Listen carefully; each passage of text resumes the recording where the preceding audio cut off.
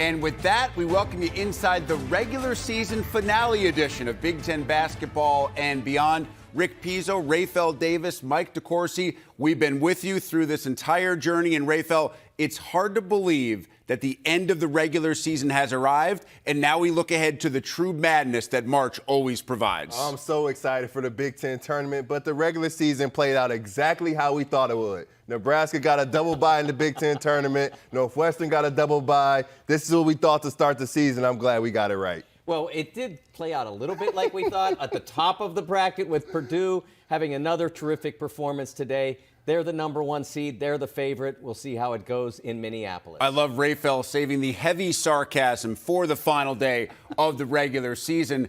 We also saved up one of the most impactful games in all of the nation, not just the Big Ten, in all of the nation on Sunday involving Illinois and Iowa. Here were the Big Ten standings heading into Sunday's play. And remember, after just one game on Saturday night, we had a half dozen on tap on Sunday.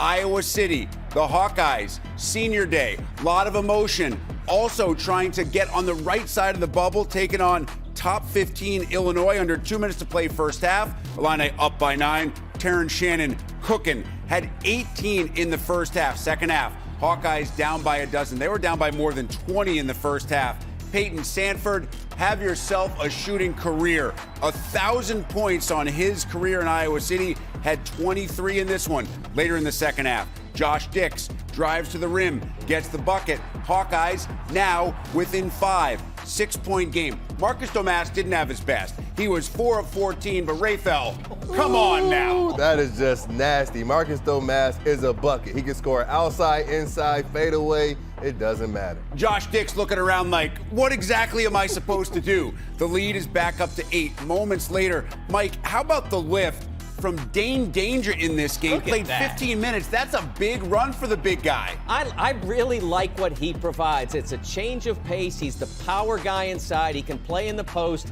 and he can do that. 9 points, 5 rips, but the star is TSJ. You going to stop me going to the rack? I don't believe so. Had 25, 73, 61 the final. Brad Underwood says last couple of days of practice may have had something to do with this performance. Coach, your offense has been stellar all year, but your defense was spectacular today. Why? One, we've got guys who can really guard, but with last 2 days have not been very pleasant for our guys. I'll be honest. We've been making strides the last 2 weeks, but we haven't played with any real purpose on that end. And I thought our bench came in today, gave us a big lift on that end. I thought we played angry. Yep. We played nasty. That's something we haven't been doing. And so I give our guys a lot of credit. This means a lot to our guys. That's a great offense, a team that's playing really well, and to come in here and do that and hold them to 61 points means a lot. We'll get to that defense in just a second because it was terrific against an explosive Iowa offense. But Terrence Shannon Jr., when he gets downhill, is unstoppable. Iowa knew what he wanted to do, Mike. That's one part of the equation. Actually stopping it is the second part, and it's the part the Hawkeyes could not do on Sunday night. You get an extra point for shooting from far away. What if you got an extra point for scoring fast? Terrence Shannon would be a super-duper star. He'd be getting those extra points all the time. The speed in transition is like no other player in college basketball. Add that to the power. Goes through basically the entire defense. This time isolated, takes it to the rack, and what a finish that is. And now he gets the ball on the wing, and boom, from deep. That is great, Terrence Shannon. I didn't think that Iowa did a good enough job of committing to making Illinois guard in this game. I thought that they made it too easy, and maybe it was partly because Illinois made it difficult and they didn't see it coming. But I didn't think that they did a good enough job of exploring their offense, and nobody benefited from that more, and nobody will benefit from that more in a game against Illinois than Terrence Shannon, because he's the best transition player in college basketball. And I think Illinois played with a passion on defense. This is the first time in the last 6 games that they held their opponent to under 75 points, and you can see that was a focus of Coach Underwood's. I love Terrence Shannon, what he did offensively, but it was his defense for me. I mean, you think of Tony Perkins, one of the best guards in the Big Ten, a guy that can can get downhill, that can score at will. He gets 2 points, 1 of 10 from the field. That is all Terrence Shannon. As a team, Iowa shoots 35% from the field, 33% from deep. This Illinois team, if they continue to play this type of defense in March,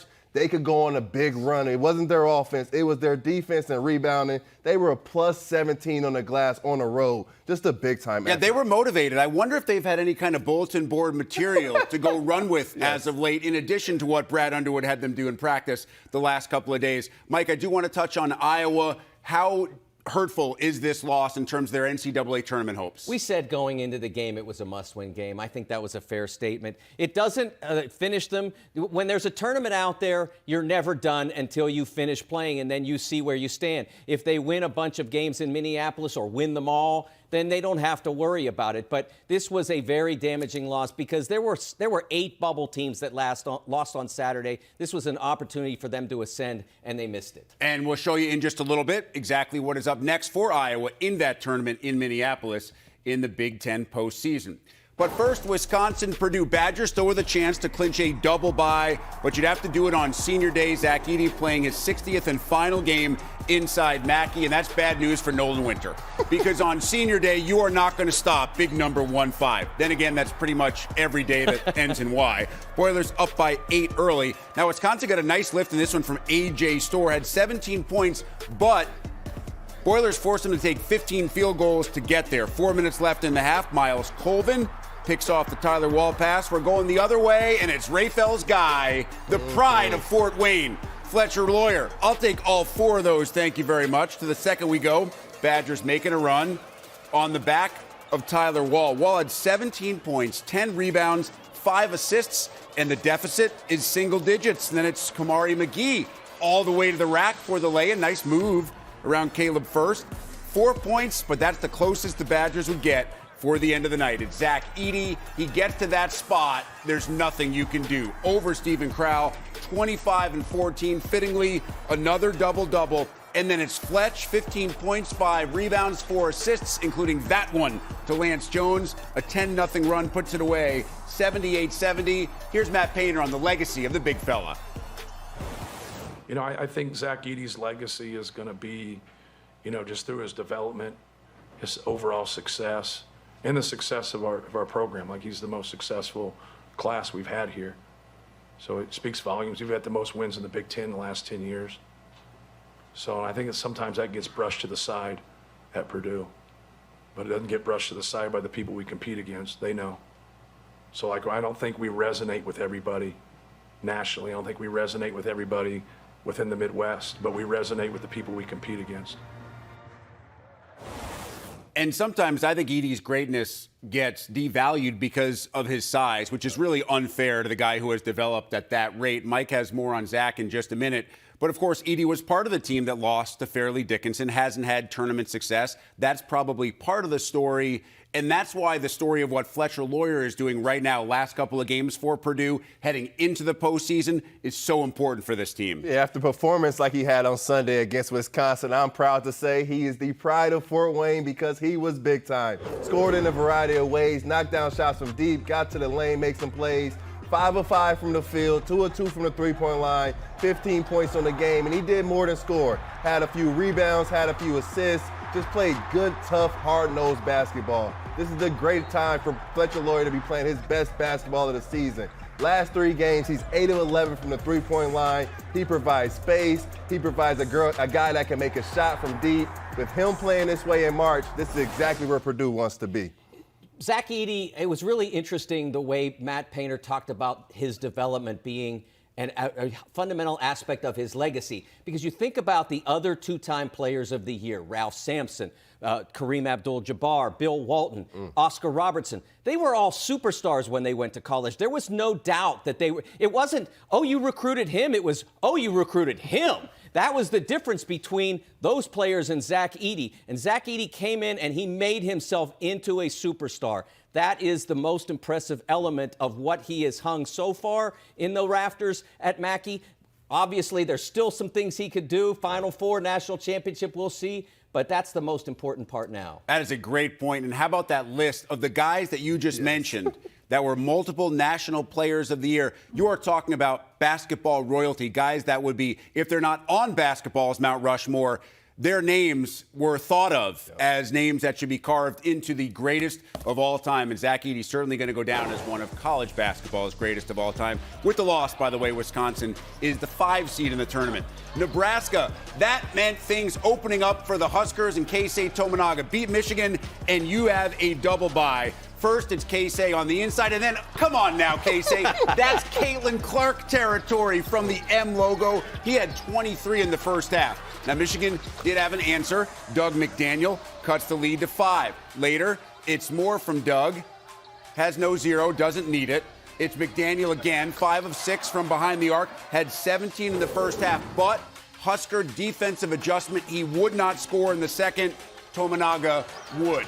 Keisei for another 3. He'd finish with 30. Huskers starting to pull away. And how about Tominaga finding Josiah Alec? Huskers win it 85-70. They do have that double bye, and we have Nick Baugh with Fred Hoiberg. All right, here with the winning coach, Fred Hoiberg. Coach, I want to start with Tominaga. He was outstanding, especially in the first half. 23 points in the first half. What was working for him? Everything. He got off to a great start, hit his first couple shots. And, when teams start running him off, one of the underrated parts of his game is his ability to cut and get to the basket. It was great to see him get off to a hot start. That's what we needed tonight. We knew this team coming in is very dangerous in this building. Doug McDaniel obviously had it rolling in that first half, but thankfully we had a really good offensive half to give us a lead. And then second half we extended it a little bit. So great job by our guys coming out here and finishing out the regular season. Touched a little bit on teams getting hot and individuals getting hot heading into Minneapolis.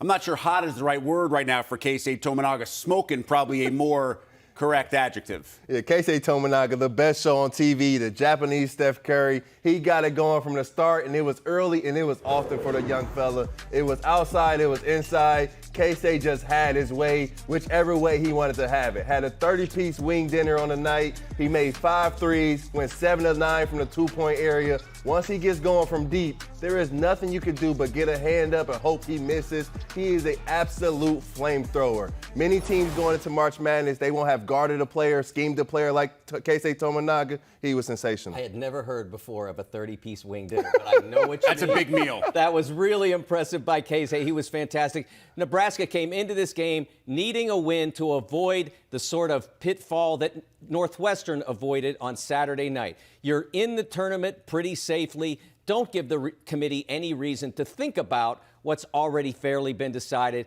And I'm certain at this point now, having won this game, Nebraska will make the field of 68 a week from today. They'll be celebrating. They'll be standing up when their name goes on the bracket. It's the first time since 2014, and that's a cause to celebrate. But I don't think it's a cause to stop now because they've got this week and they've got the tournament, and I think they'll do well. It's their first ever top seed, top 3 finish since joining the Big Ten, and their first top 3 finish in any conference in some 30 years, 92-93, the last time the Huskers finished top 3 in any league.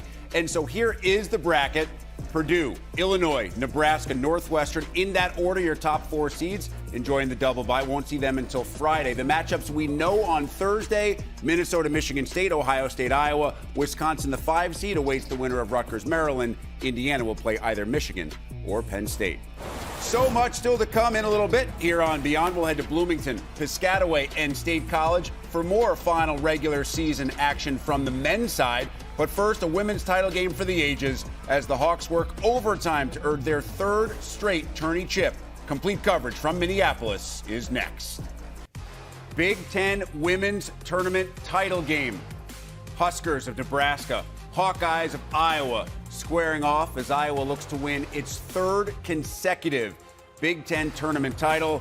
Caitlin Clark has played in 4 straight finals at the Big Ten tournament. Slow start, though, for Clark. Didn't have a great shooting weekend overall at the tournament. She would miss her first 9 3-pointers in the first half. Nebraska, meanwhile, taking advantage, already up 8. Jazz Shelley, what a tourney she had. breaks the Big Ten tournament for most made three-pointers. Nebraska up by 11 at the half. In the third quarter, Clark finally gets going, knocks down her first triple of the game, had 12 points in the third quarter. In the fourth, just over a minute to go, Iowa down 5. Clark feeding Kate Martin in the corner. That's a big three. They call her the glue, had 13 points, 7 rebounds. Iowa down by 2. 30 seconds left. Rafael, how do you defend that? There's just nothing you could do. You got to find a way to keep her outside the lane, but no one's been able to find a way to do that. We are tied.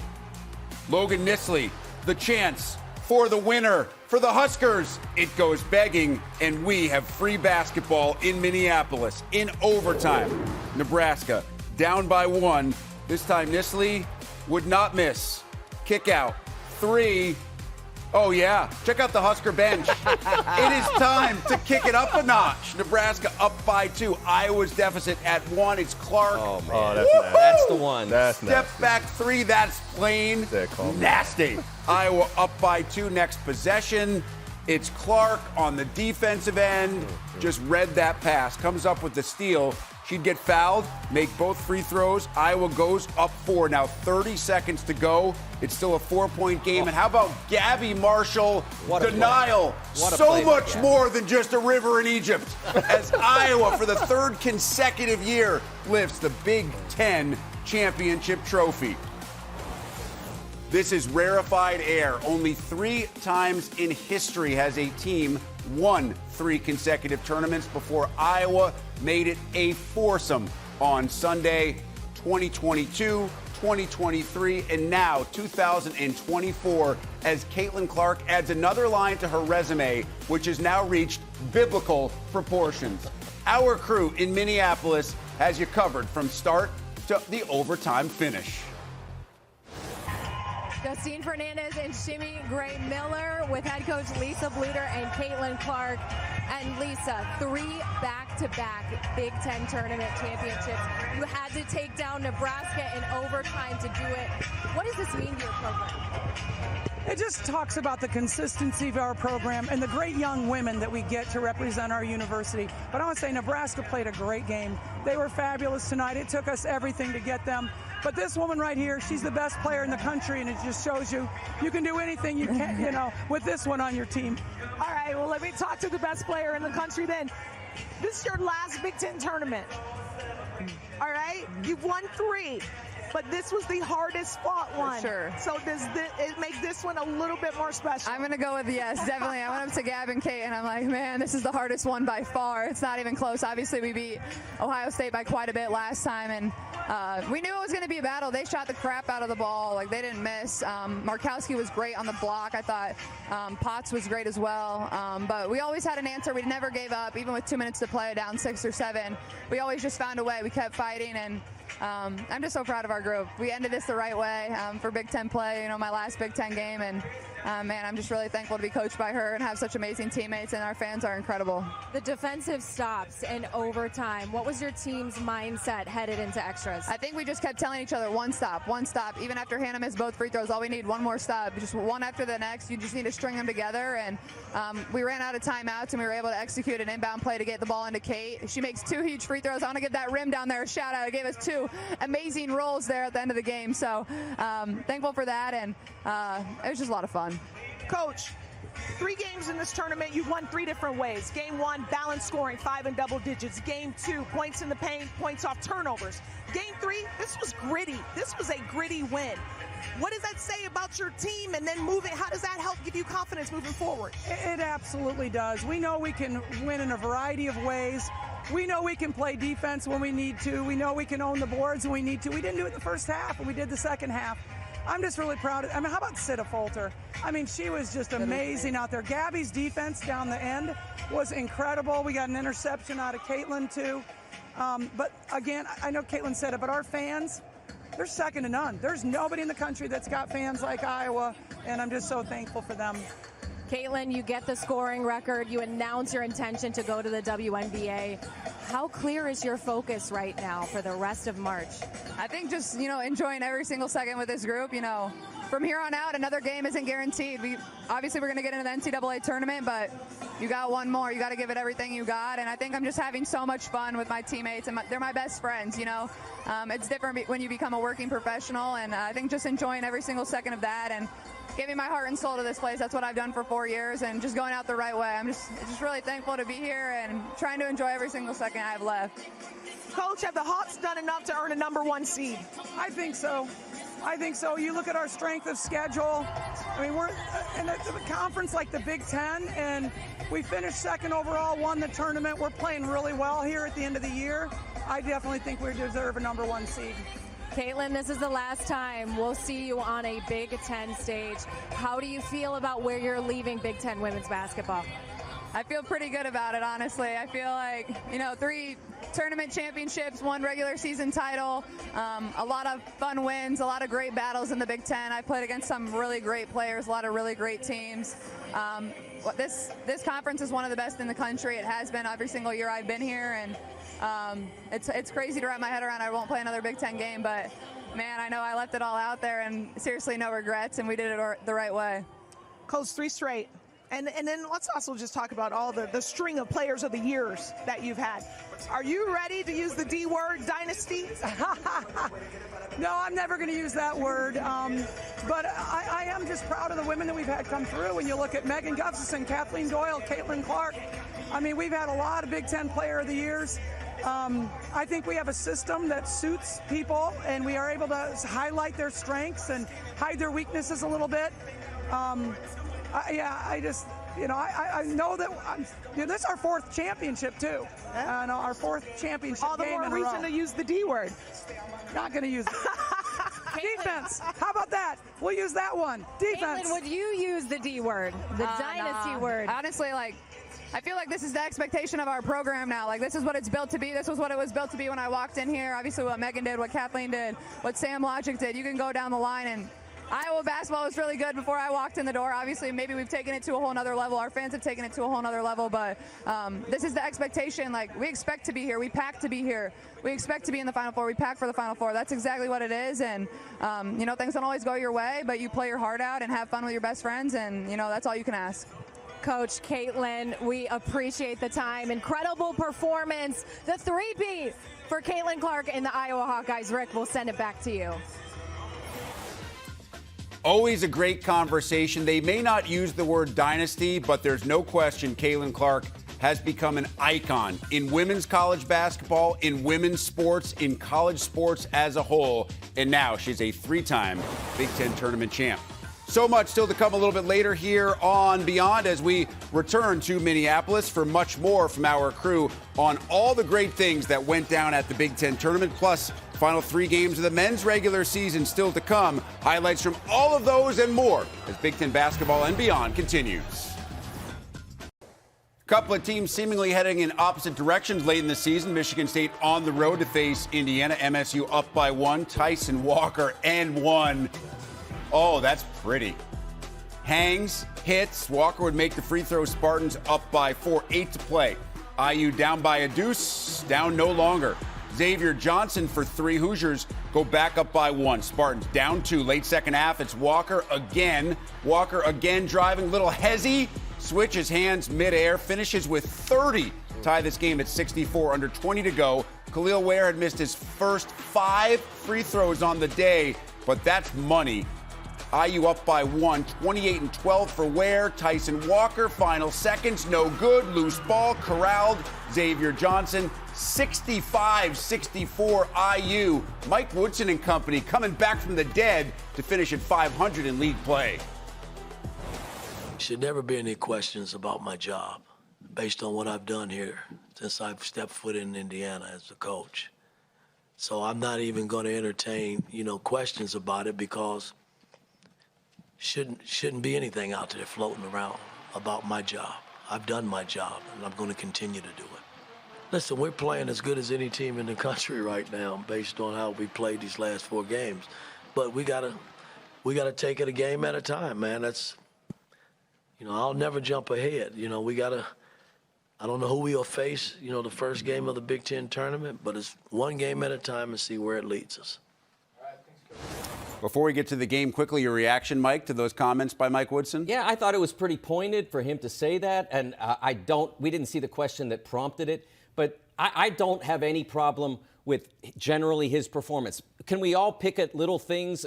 Should he have had a better backup point guard plan than he did for this team? Sure. And I think it would have made a significant difference on the outcome. But at the same time, 2 NCAA tournament bids out of 3, a little bit of a disappointment this year, but that does not mean that they're not growing as a program. Yeah, they've been to the tournament 2 years in a row, back-to-back seasons. They didn't even think about the guys he's put at the next level. Trace Jackson-Davis, he's doing well in the NBA. Jalen Hood-Schifino, a first-round draft pick. Khalil Ware probably be a first-round draft pick. Mackenzie Mbako's an NBA player. I think coaches deserve times to build a program. He took the program to back-to-back tournaments. This year may be a down year, but you still finished top 6 in the Big Ten, which is really tough to do. And I will add this. Team could have gone in the tank about a couple of weeks ago. Instead, they finish really strong, bringing momentum into Minneapolis. They not just finished strong, but they finished strong on the defensive end, Mike. We saw it manifest itself over the last couple of weeks. We saw it tonight, final play of the game. Anthony Leals played 28 minutes today, scored no points. Well,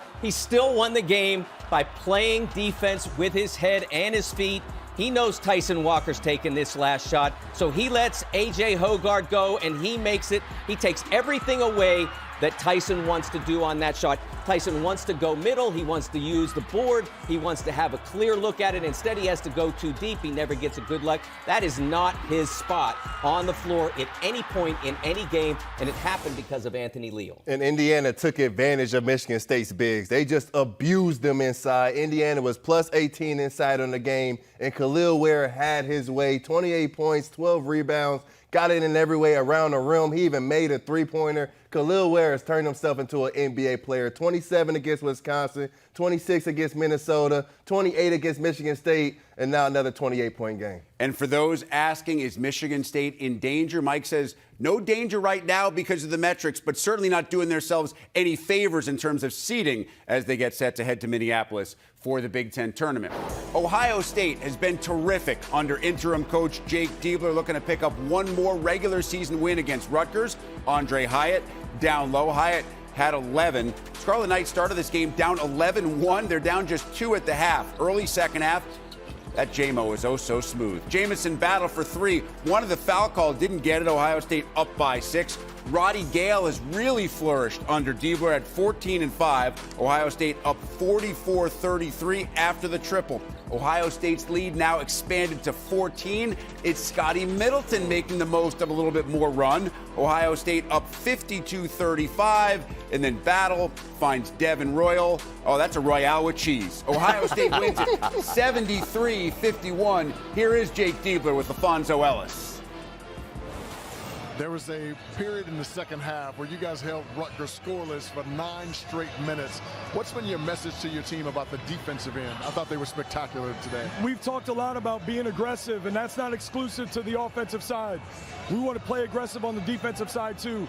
And our guys have been really locked in our prep. We've prepared well, these last few weeks, and I think that makes a big difference. But you got to give our guys a ton of credit for their ability to lock in. We're mixing up lineups and things. Guys are communicating at a high level. It's been a lot of fun to see.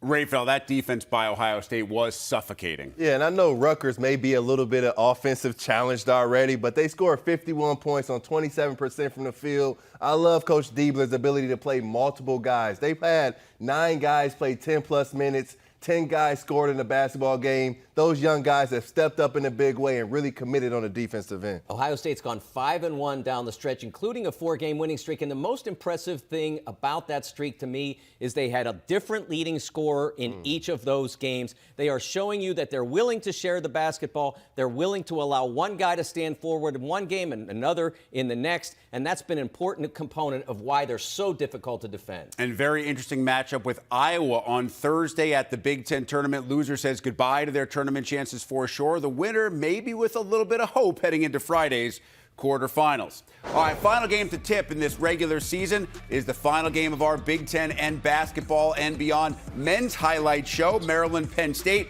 Jameer Young, tough jumper to bring the Terps within 5. 13 minutes to play. Ace Baldwin Jr. in transition. Oh, fake the pass.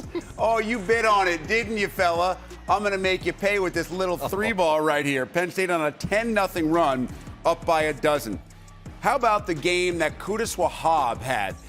19 points and 15 rebounds for the big fella. Career night as Penn State goes up by 14. But they always have an ace up their sleeve. It's Baldwin, 17 points, 11 assists, 85-69.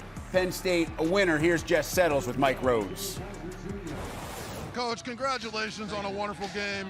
Your point guard was sensational. 17 and 11 and against all the pressure, and then, guarding young. So it's good to have older guys in your program, especially your first year. And Ace is a good player, good teammate, and he's competitive. And, it makes everybody else around them better, which is what you want in a team game. So, but I thought a lot of guys really stepped up today.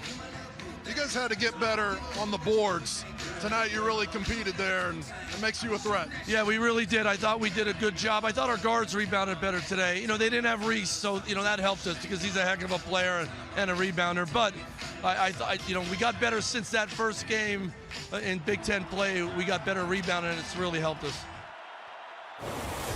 And we'll take you way beyond the hardwood next. In fact, to the Reslite we go for a look in at yet another wrestling championship for the Penn State Nittany Lions. And the road ahead drives us deep inside the men's hoops bracket with a look at what potentially awaits those with a double bye into the tourney quarterfinals. Meanwhile, your Big Ten tournament champ in women's basketball for the third consecutive season, the Iowa Hawkeyes, 94-89 over Nebraska in overtime. A hard-fought loss for the Huskers and an understandably emotional head coach Amy Williams postgame. I'm so sorry. I'm trying to keep it together up here, but I think right now I'm just going to let them feel the moment and really kind of soak this up. It's okay for them to have some time to really be disappointed because they put their heart and souls on the line up here, and nobody else did, but we expected to win. And when you fall short of that, that's okay. We feel like we are incredibly poised to make a run in the next tournament, and it's going to take every single soul on our team given just what they did up here in the Big Ten tournament. And Nebraska did have a terrific performance. Jazz Shelley, Alexis Markowski, both part of the all-tournament team, alongside Michigan's Layla Filia, Sydney Falter, and as you would guess, Caitlin Clark, who was once again named the most outstanding player at the Big Ten women's basketball tournament. Let's head back to Minneapolis. Thank you, Rick. An overtime thriller for the Iowa Hawkeyes to get the championship. Shimmy, how impressed were you by the play of the Hawkeyes down the stretch? I was extremely impressed because we've seen them play 3 games now, and they've won in 3 different ways. They've won with their inside play. They've won with their perimeter shooting, and today they won with grit. Getting on the glass, getting second chance opportunities, and getting to the free throw line. And I thought defense as well. We always talk about this Iowa offense, but how about these seniors getting major stops? Gabby Marshall with a nasty block, Kate Martin as well, and then Caitlin Clark, less than 40 seconds ago, she gets a great steal and some clutch free throws. It came down to who wanted it more, and Iowa for the three-peat. They got the job done. Calm under pressure. The experience certainly showed. What adjustments did you see Caitlin Clark make as the game progressed? I mean, the fact that she came in a little bit quiet as the game went along.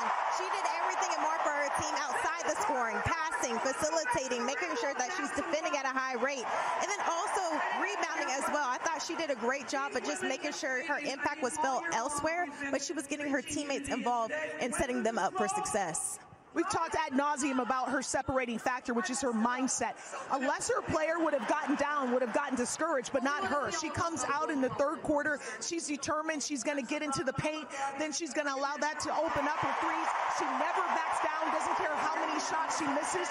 She's still going to take the next one. And like Autumn said, she also did it on the defensive end. She's special. 2024 Big Ten Tournament most outstanding player, deservingly to Caitlin Clark.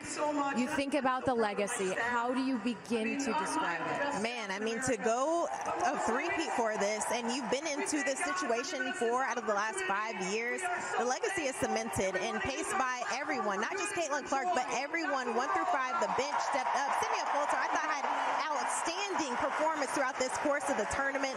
The way they've been able to buy in collectively and not just show it on the offensive end, but the defensive end, how everyone's number has been called, they've been able to rise to the occasion. All right, Autumn. So the next outstanding question, how does this potentially change things up for bracket seeding? Well, I mentioned it yesterday. I already had Iowa as a 1 seed with all the shifts and movement going on around the country. But Iowa, to get the job done today in the Big Ten tournament as the champs, they have solidified a 1 seed for me. So it was a lot of change, as we saw, for UCLA, Virginia Tech, Texas, who stood in their way, but they were able to get this job done. It was depending on others from help around the country. They got, that last win over Ohio State when we looked at that last regular season game. And Ohio State, even though they lost, I still have them as a 2 seed, 4 for Indiana. Even though they lost as well, I still believe they'll have an opportunity to host the first and second rounds. You have to consider the injury for Mackenzie Holmes. It looks like she is still able to play. We saw her in the last half in that fourth quarter, but I believe that they'll still be able to host.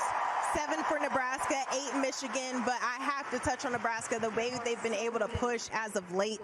They came in with a chip on their shoulder, losing that last regular season game against Illinois, and now taking down Big Ten foes in this conference, Purdue, Michigan State, Maryland, in battle versus Iowa, taking them to overtime.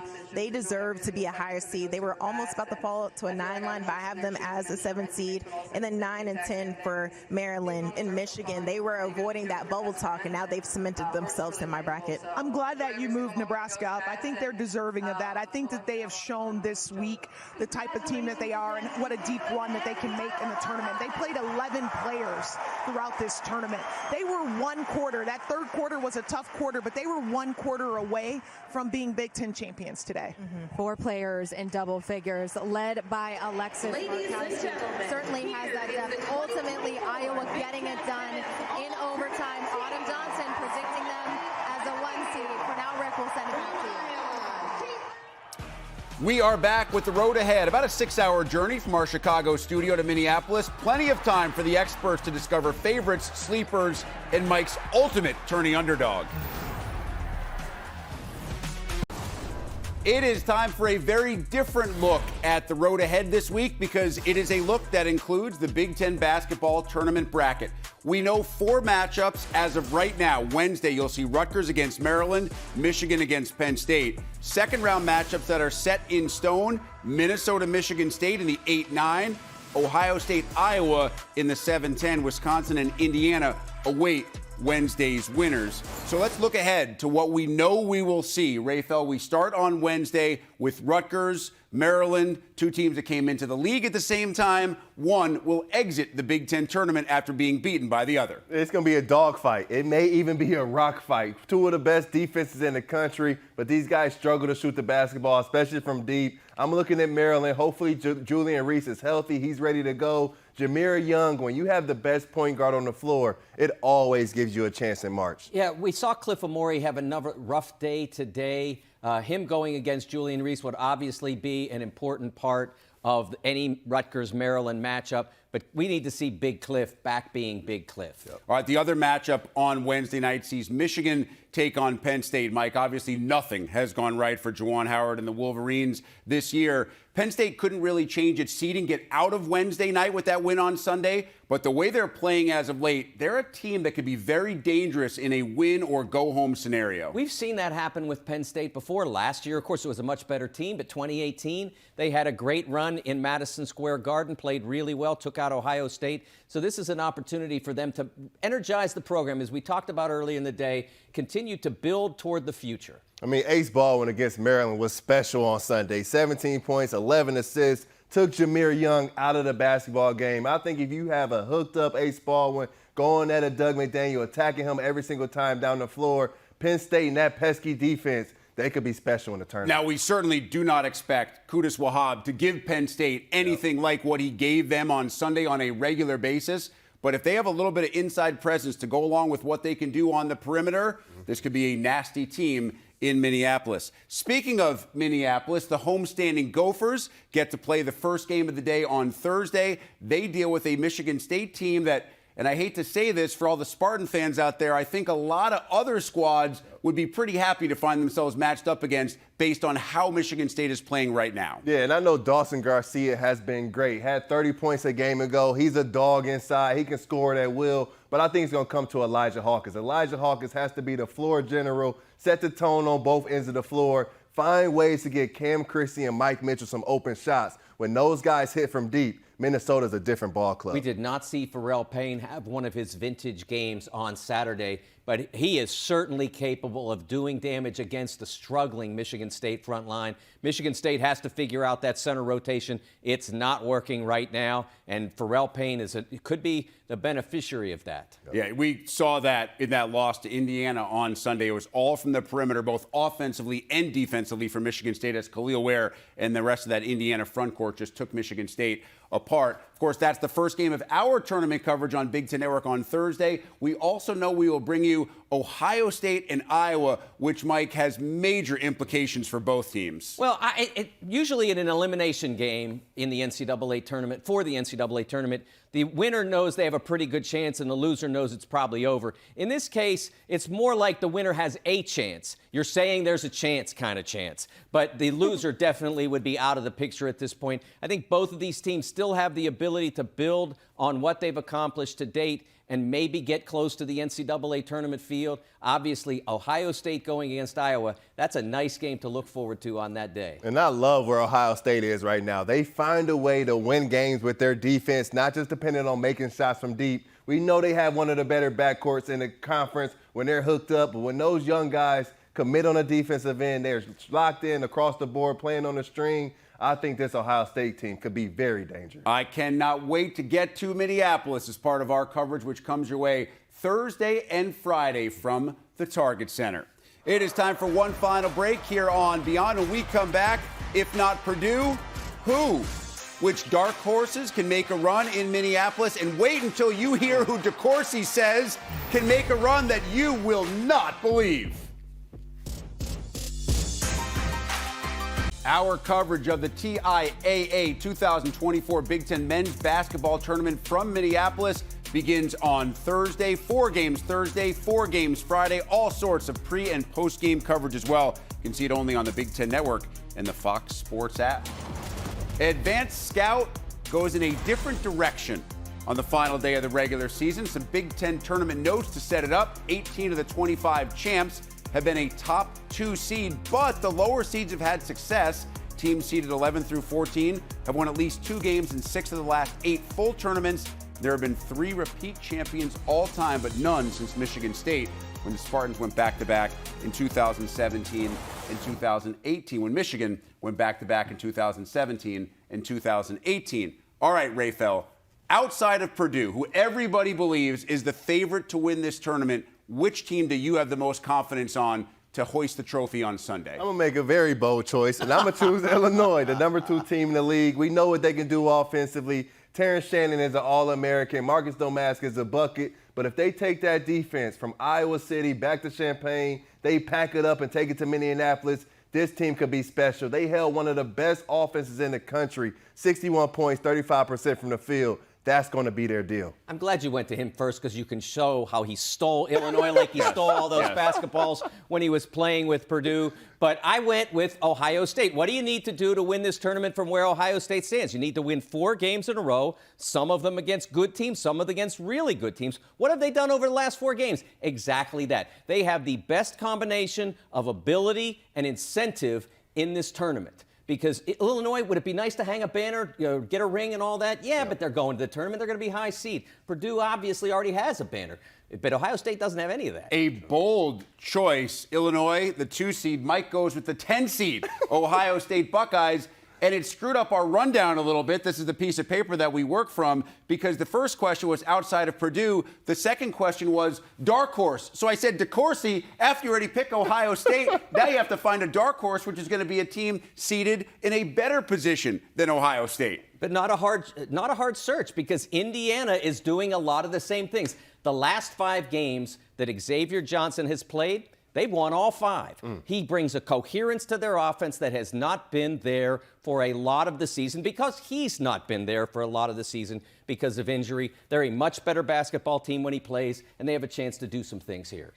And hear me out. I know Maryland's going to sound crazy, but I'm choosing the Terps. If you look at who they have to play, you play Rutgers, you win that game. Who do you want to play next if you're an athletic Maryland team that can get up and down? I want to play Wisconsin. And then who do you want to play next? A beat-up Northwestern team. If you get a hooked-up Julian Reese, Dante Scott to go along with it, and then you think about young players, freshmen, they play way better in tournament setting. If Deshaun Harris-Smith could have a tournament like Roddy Gale had a year ago, Maryland could be playing in a championship. By the way, Coach Beeline is somewhere going, did you almost say it was Michigan State, not Michigan, that won those back-to-back tournaments in 2017-18? That's why I'm not with you guys this weekend.